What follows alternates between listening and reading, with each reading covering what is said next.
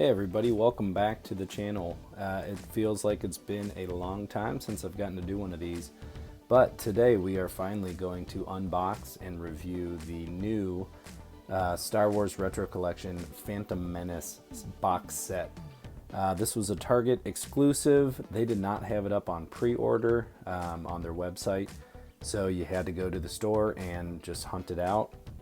I actually was out on vacation the week that it dropped, so I had to just take trips to the store. Probably checked about 6 or 7 different Targets on my drive down to Florida, and finally found a couple sets while I was down there in Daytona Beach. So sorry to anybody that is down in Daytona Beach. I may have stolen your set, but I am very excited to finally get my hands on this one. So just a quick note, so the box falls in line with all the other box sets that they've done. Looks pretty similar, but a couple kind of fun and interesting things that I noticed. So when I opened the box, they had the little paper instructions, warnings, whatever these are. I never actually look at them, but they had one inside the box, which means that the packages do not have that little piece of paper down in the bottom of each package, which is really nice. Because it's a box set, we also have the warning label on the box. We do not have warnings on the card back. The other thing that has stayed consistent with these box sets is that we are getting the thicker cardstock and the unpunched card backs. So it's interesting because this one is the first one that has been sold outside of Hasbro Pulse that has these thicker card backs. So it seems like the main releases where they're kind of sold everywhere, we get the flimsy card backs, and then the box sets, we're getting the better card backs. So it'll be interesting to see what they do from here on out, if they are kind of transitioning into the box set format only, or if we're still going to get a combination of releases. So only time will tell with that.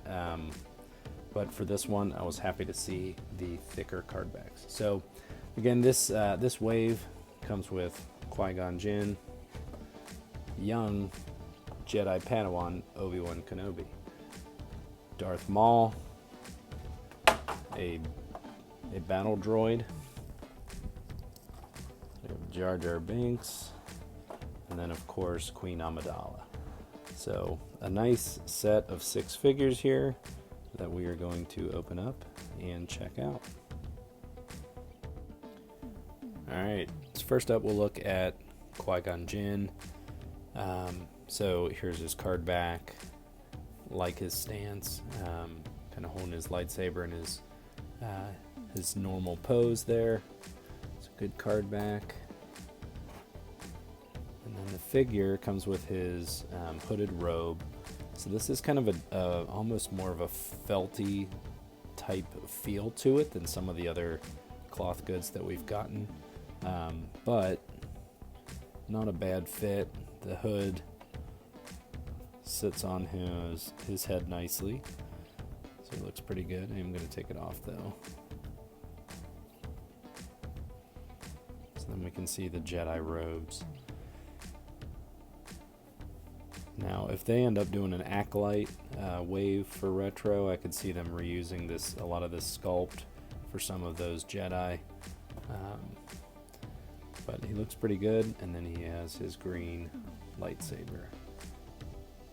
Holds it pretty nicely, it's not falling out, so that's always good to see. It looks good, I like the hair.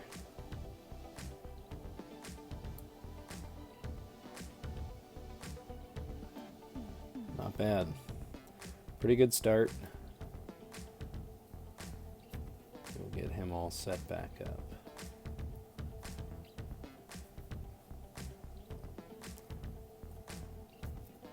Alright. Let's get him, and we will go to Obi-Wan Kenobi next. Alright, so next up, Obi-Wan Kenobi. Again, the card back. Looks pretty good. You know, this version of Obi-Wan, I always think his hair looks a little goofy, you know, but it is what it is. I do like the Padawan braid, but I think kind of the buzz cut within the little ponytail is kind of odd, but they actually, you know, for as weird as I think it looks, they did a nice job on the figure here. So you can see his little ponytail, mini mullet, whatever you want to call that. Now the one thing with the Padawan braid, so it is just painted on, well, it's molded onto his body there. So then if you turn the head, it doesn't really light up, which is interesting. Not really a huge deal, but you know, kind of forces you to keep that head alignment forwards so that it lines up. But otherwise, nice Jedi robes again, looking pretty sharp. Maybe do a quick little side by side. So I don't know that they really reused any of that. So different boots, different chest, everything's a little different. So 2 different versions of the Jedi robes. But yeah, he looks pretty good. Now one thing I did want to just kind of get a quick little side by side of the Obi-Wan Kenobi version. So face sculpt, I mean, it looks pretty consistent, looks good. And then of course we have version number 3 of Obi-Wan, the original. So we have all 3 eras of Obi-Wan here, so pretty cool. Definitely like that. Alright. So we got the Jedi outs, now we'll go for our Sith. So of course Darth Maul, this is the one that most people are most excited about. Looks really nice on the card back. So we will open this one up and check it out. Alright, so here's Darth Maul. He's got a really long double-bladed lightsaber there. I would guess this may be longer than the Inquisitor ones from the Obi-Wan Kenobi wave. And if you look closely at it, if that can come into frame, it has the, let's get it alone. It has the little kind of 4 dots on each one, so it really looks like just the standard blade just kind of stuck end to end. So it's probably about twice as long, but it looks very similar to the hilt of one. If we can get this out of there and see it. So you can see the markings on it are pretty similar, and then it looks like they just kept that plastic going and then put another one on the other end. So probably not a, or I guess a smart way to do it. Definitely looks long. The only thing I kind of wish is that somehow they could have made it where he was holding it with both hands. You know, kind of similar to the Tusken Raider holding the gaffy stick, where they, you know, where both hands can be holding it at the same time. This one, that's not going to be an option, so you're just going to have to have it in one hand. But either way, I mean, this face sculpt is really great. Love the look of that. Let me increase the lighting here.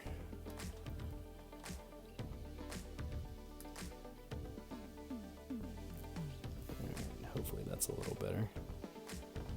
A little brighter. So, great face markings. It's got the kind of got reddish eyes and his horns. So he's looking really good. Definitely like this one. This is worth getting the set for, I think, just this figure alone.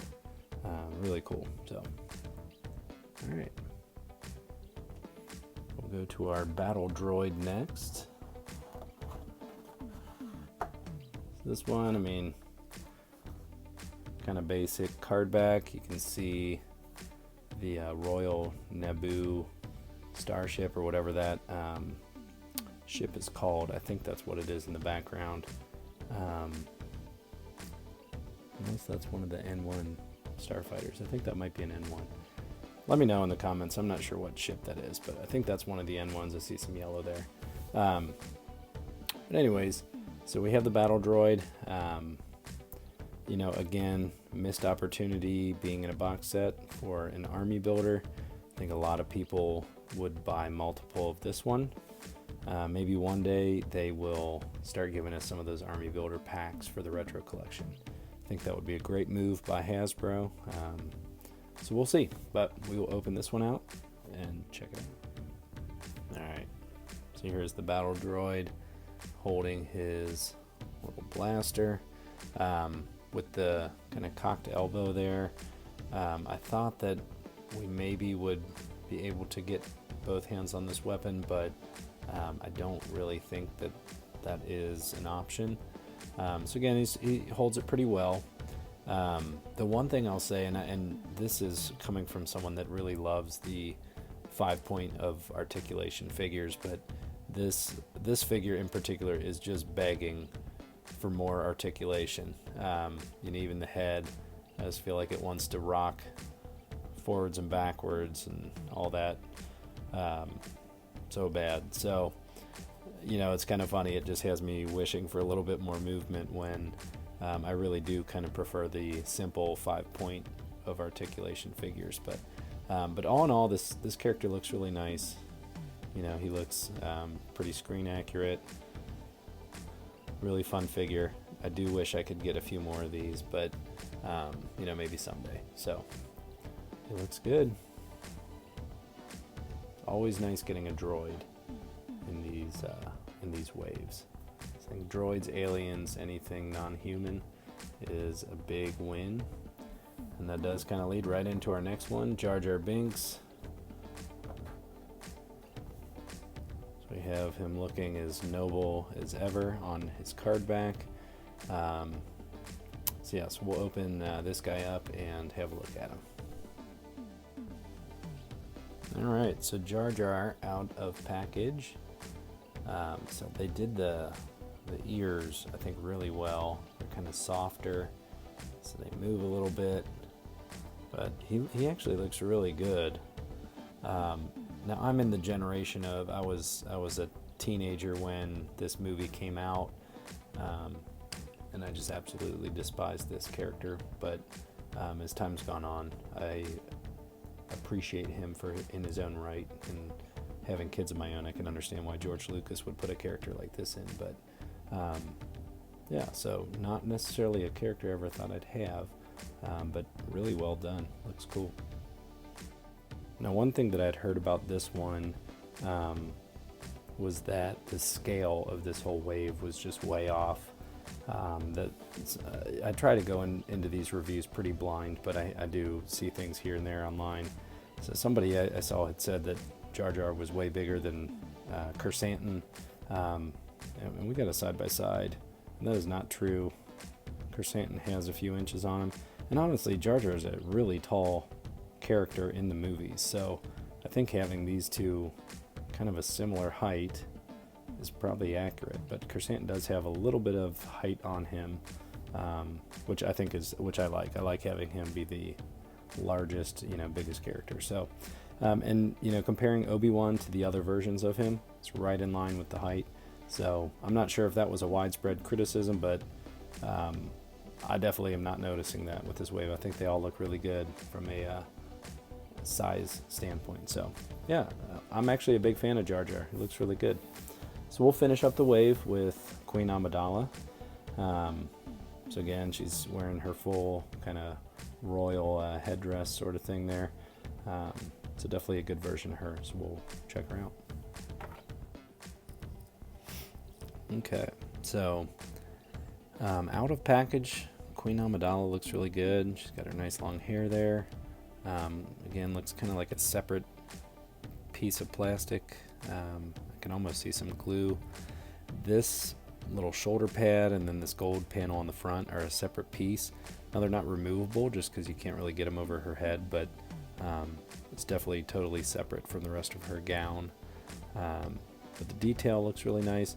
The one thing, so I always make fun of these types of figures where it's the kind of the robes or the gowns, and then they have the flat leg syndrome. But this one, they actually gave some texture to the inside of the leg. So maybe they caught wind of me making fun of them. Probably not, but yeah, kind of a nice little touch that they put some detailing in there.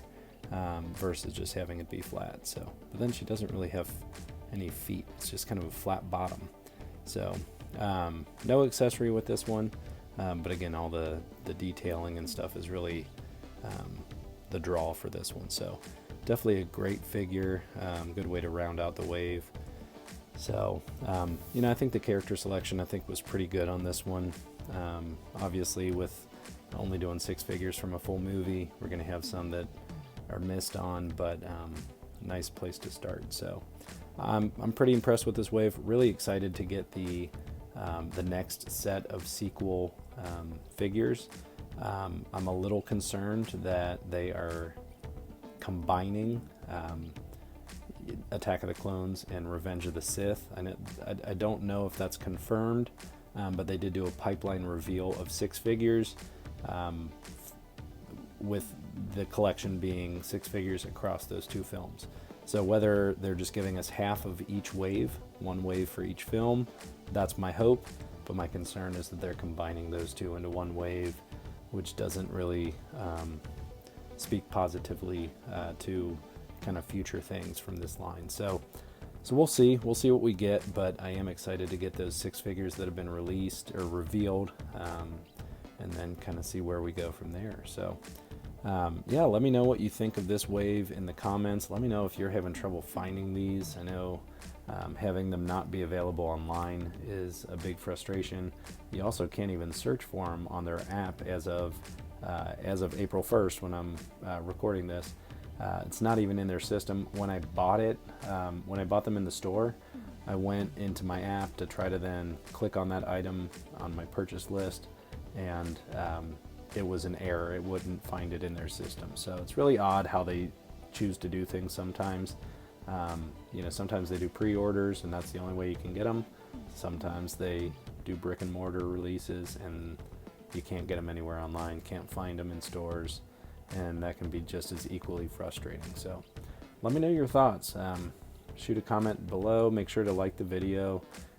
You know, and if this is your first video you're watching and you made it this far, please consider subscribing to help me grow the channel so I can keep doing more of these videos and give you my thoughts on all the upcoming Star Wars retro collection figures. So as always, thanks for watching, and may the Force be with you.